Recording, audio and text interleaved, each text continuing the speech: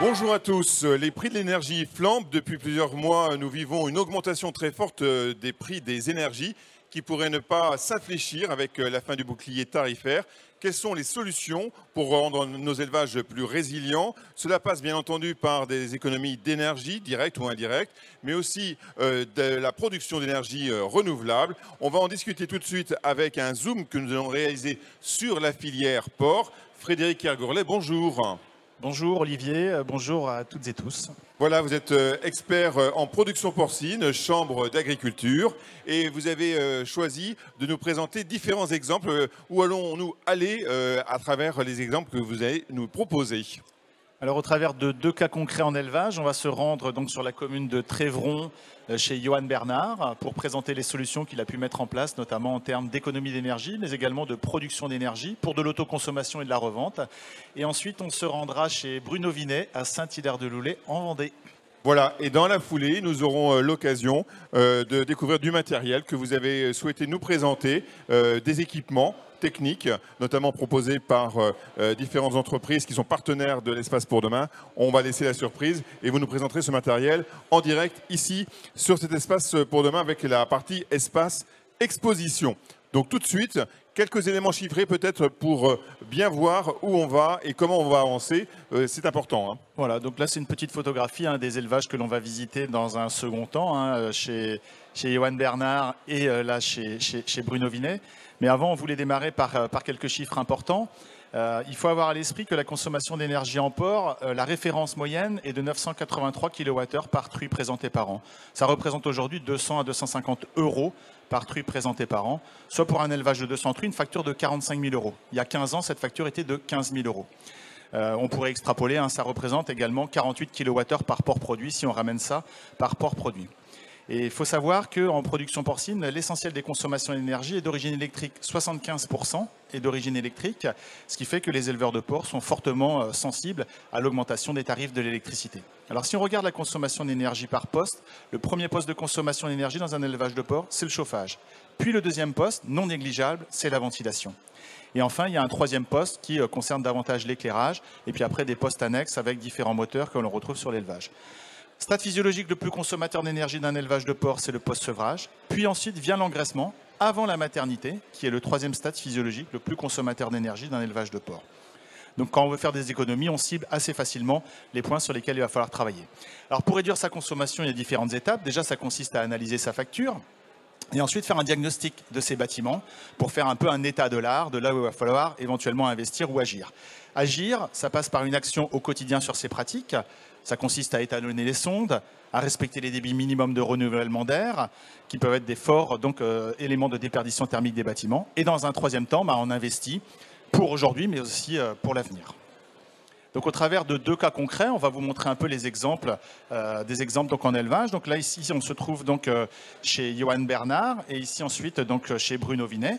Et on va vous montrer donc, de manière très concrète de quoi il en retourne. Alors, chez Johan Bernard, comme vous le voyez, donc, il est situé sur la commune de Trévron, dans les Côtes-d'Armor. Et vous voyez, donc, sur une des fosses, il a mis en place une couverture, ce qui s'appelle donc de la méthanisation passive, où là, il récupère le biogaz naturellement produit par les effluents pour chauffer ses salles d'élevage. Donc c'est une simple couverture sur une fosse de lisier d'engraissement qui a un pouvoir méthanogène plus important que les autres stades physiologiques.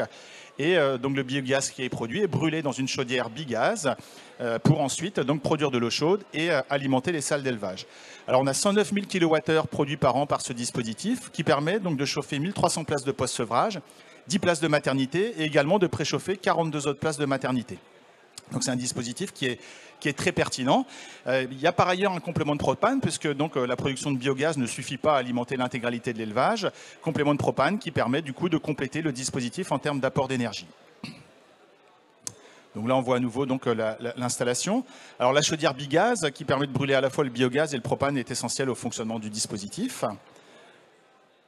Et ce qu'il faut également avoir à l'esprit, c'est qu'on a une évacuation fréquente des déjections couplée à la méthanisation, et finalement, on arrive à une optimisation du système. Par ailleurs, l'éleveur a mis en place des ventilateurs économes qui permettent, notamment sur le stade physiologique de l'engraissement, des économies d'énergie importantes et jusqu'à 75% d'économies d'énergie. L'éleveur a également mis en place donc, des panneaux photovoltaïques sur certains éléments de son bâtiment pour de l'autoconsommation qui lui permettent d'être autonome jusqu'à 25% en termes d'énergie sur son atelier. Alors si on regarde donc, au niveau de la méthanisation passive permet à elle seule de réaliser 32% d'économie d'énergie, ce qui est loin d'être négligeable. Et derrière, si on regarde la production photovoltaïque pour de l'autoconsommation plus de la méthanisation passive, l'éleveur est autonome sur son élevage à hauteur de 43%, quasiment la moitié donc, des consommations d'énergie. Alors par ailleurs, l'éleveur a mis en place sur un hangar à matériel des panneaux photovoltaïques pour produire et revendre de l'électricité, l'équivalent de 100 kW crête, qui ont été complétés, mais on ne le voit pas sur ce film, mais récemment par un nouvel hangar d'une puissance donc, de 150 kW crête pour également de la revente de l'électricité. Et quand on regarde l'autoconsommation réalisée sur l'élevage plus l'injection donc de l'électricité dans le réseau, l'éleveur produit 420 000 kWh d'énergie, il en consomme 340 000 et donc il est excédentaire en énergie renouvelable à hauteur de 23%. Alors maintenant, on se retrouve en Vendée, là, chez Bruno Vinet, à Saint-Hilaire-de-Loulay. Et Bruno, en fait, la particularité qu'il a au niveau de son élevage, c'est qu'il a mis en place un système de lisiothermie. Alors, je vais vous expliquer de quoi il en retourne. L'objectif, c'est de récupérer les calories du lisier des stades physiologiques de l'engraissement pour chauffer les animaux les plus légers, à savoir donc les porcelets en post-sevrage. Alors, on se retrouve maintenant dans la salle de post-sevrage. Donc là, Bruno entre dans sa salle et vous allez voir, en fond de case, on va retrouver un système de niche qui permet de réaliser un double climat. D'accord, où on va avoir un chauffage au sol par dalle, donc on va avoir 26-27 degrés dans le nid, quand dans l'ambiance il va faire 23 à 24 degrés. Et en fait, le chauffage localisé permet déjà de faire des économies d'énergie, et ensuite le chauffage par système eau chaude permet également de réaliser des économies d'énergie. Alors par ailleurs, quand les températures descendent très bas l'hiver, il y a un système de chauffage annexe par tube annelé qui permet de maintenir la température d'ambiance de la salle à un niveau minimum souhaité. Alors, le réglage manuel des dalles eau chaude au sol se fait tout simplement avec une molette, graduée de 1 à 6, qui se base sur l'observation de la température faite par l'éleveur. Et ensuite, la régulation automatique du chauffage d'ambiance se fait tout simplement par une sonde reliée donc à un boîtier de régulation. Alors, l'élevage est équipé d'une pompe à chaleur par lisiothermie qui récupère les calories du lisier pour chauffer les salles d'élevage. Vous allez voir un petit schéma. En fait, en dessous des préfosses à lisier, on a des tuyaux en polyéthylène qui ont été coulés dans la dalle de la préfosse. Ces tuyaux en polyéthylène, il y a un fluide frigorigène qui capte les calories du lisier, les amène à une pompe à chaleur. Cette pompe à chaleur produit ensuite de l'eau chaude à 55 degrés qui est redistribuée dans les salles d'élevage, notamment au niveau du post-sevrage, mais également de l'engraissement. Et par ailleurs, l'eau chaude peut être utilisée également pour chauffer les locaux annexes de l'élevage de Bruno Vinet. Donc au travers de ces deux exemples, on a des illustrations très concrètes en élevage, deux solutions qui permettent d'économiser l'énergie, mais qui permettent également de produire de l'énergie, soit pour être autoconsommée, soit pour être revendue en injection sur le réseau. Merci pour toutes ces précisions, Frédéric. Et on va tout de suite vous retrouver dans un tout autre paysage, à quelques mètres de nous en fait. C'est les magies du direct. La magie du direct nous amène de l'autre côté de l'espace pour demain, l'espace expo. Et là, vous êtes à proximité du matériel qui est exposé sur cet espace pour demain, notamment du matériel donc, pour, bien entendu, la filière porcine. Alors, plus précisément, vous avez souhaité nous présenter des petits cochons en peluche. Voilà, alors tout à fait. Donc, non, c'est pas ça. Voilà, les petits cochons en peluche sont là pour illustrer le propos. Voilà. Je suis rassuré parce que j'étais étonné de me dire, tiens, il y a un intérêt à présenter des cochons en peluche. Non, en fait, c'est ce qu'il y a autour des cotons. Voilà, tout à fait. Donc ici, on avait pour objectif d'illustrer au travers de deux équipements des solutions pour économiser l'énergie au niveau du chauffage. Il y a des petits cochons qui passent. Voilà, mais également au niveau de la ventilation. Alors au niveau du chauffage, ce qu'on a souhaité illustrer, c'est le cas en l'occurrence de la maternité. Je vous ai dit, la maternité est le troisième stade physiologique le plus consommateur d'énergie dans un élevage de porc. Et quand vous regardez la répartition de ces consommations d'énergie en maternité, 80% des consommations d'énergie, c'est du chauffage. Donc, quelles solutions existent pour faire notamment des économies d'énergie? Il y a des éleveurs qui ont mis en place des systèmes pour donc notamment créer un chauffage localisé au niveau des porcelets. Donc, c'est le système de niche, tout simplement, à porcelet. Alors, la niche existait déjà autrefois dans les bâtiments il y a très longtemps. Elle avait été abandonnée pour une multitude de raisons.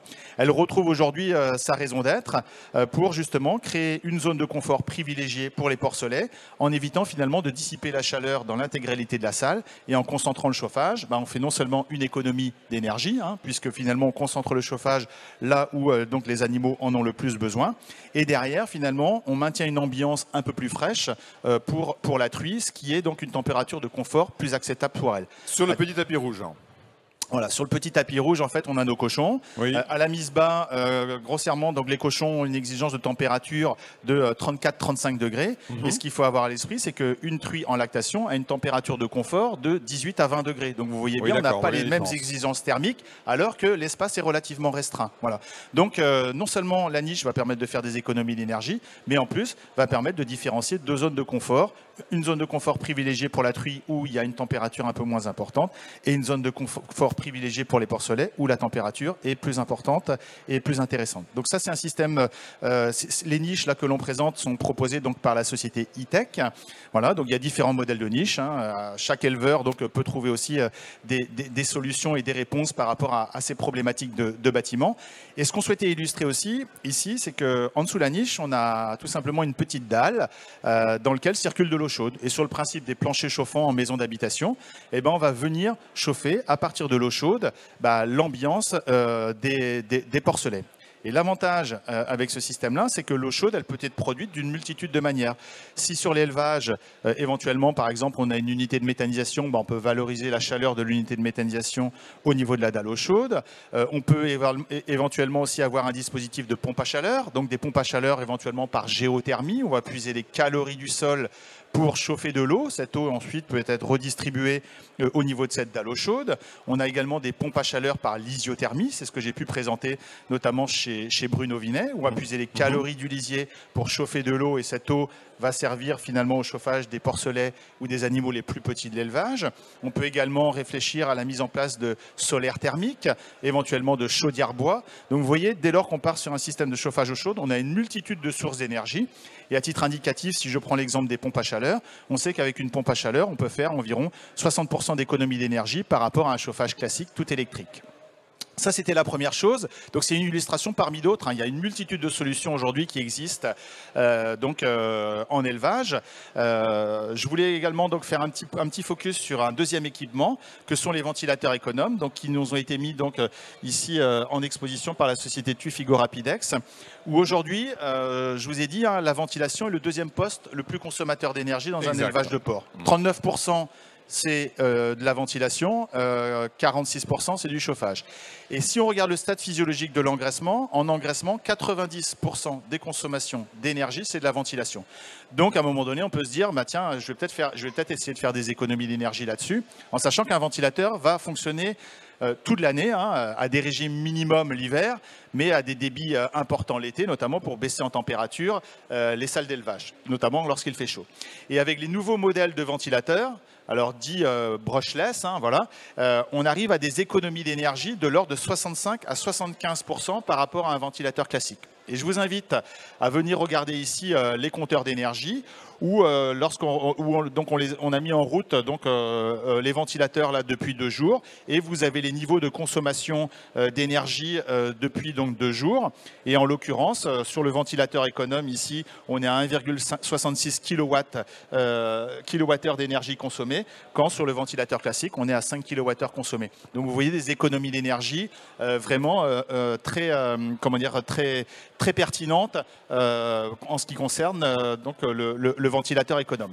Donc tout ça pour dire que dans un élevage, il existe des solutions, de multiples solutions. Alors je vous invite à taper sur la barre, sur le moteur de recherche. Je vais prendre Google par exemple, sans faire de publicité. Vous tapez le guide du bâtiment d'élevage à énergie positive en élevage porcin et vous retrouverez notamment au travers d'un livret de 72 pages environ l'ensemble des solutions aujourd'hui qui permettent de faire des économies d'énergie dans un élevage de porc.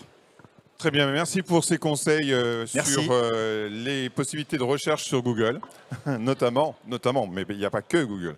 Merci encore. On rappelle que donc le différent matériel que vous avez présenté, c'est du matériel qui vient soit de chez E-Tech. On peut retrouver d'ailleurs E-Tech dans le hall 8 stand A19, et puis également du matériel qui vient de chez Tufigo, Tufigo Rapidex, hall 8 stand C42.